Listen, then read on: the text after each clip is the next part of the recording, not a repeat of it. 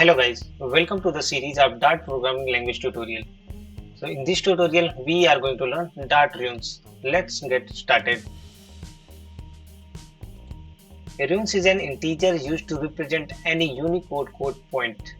So we have already discussed that string is a sequence of characters, letters and numbers in Dart. In Dart, runes are the sequence of UTF-32 Unicode codes. And runes can be accessed using following three ways.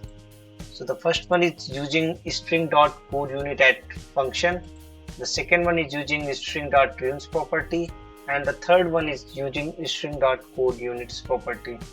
Let's check these separately. So the first one is using String.codeUnitAt function. Here is the syntax for that. So String.codeUnitAt, and here we are passing the index. So let's see the example for this. So here we have main method. So here we have taken string x is equal to runes, and we are printing x dot code unit at 0. So in 0th index we have r, so it will print the code unit for this character r. The second one is using string.runes property.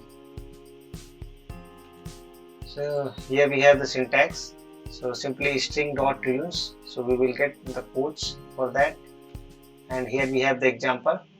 So in the first line, we are converting ECT string to codes for each character using runes property. Then in second line, we are converting each code to their corresponding character using from-char code function of a string. And in the third line, we are printing each character separately. The third one is using string.codeUnit property. So here we have the syntax string.codeUnits. So here we have the example for this one. So here we have string ECT is equal to easy coding tools. So this is the string, and we are printing ECT.codeUnits. So it will print all the code units available in this string. So it will print code unit for each characters available in this string. So let's run all the example in VS Code IDE and check the output. So the first one is using string.codeUnitAt function.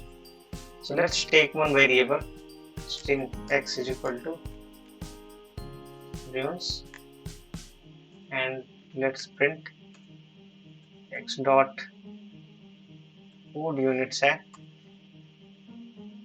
0th index. So let's run this. So see, we have 82 for this r, that is on 0th index.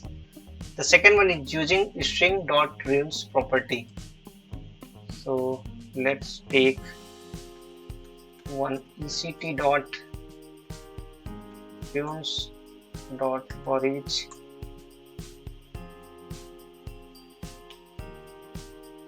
and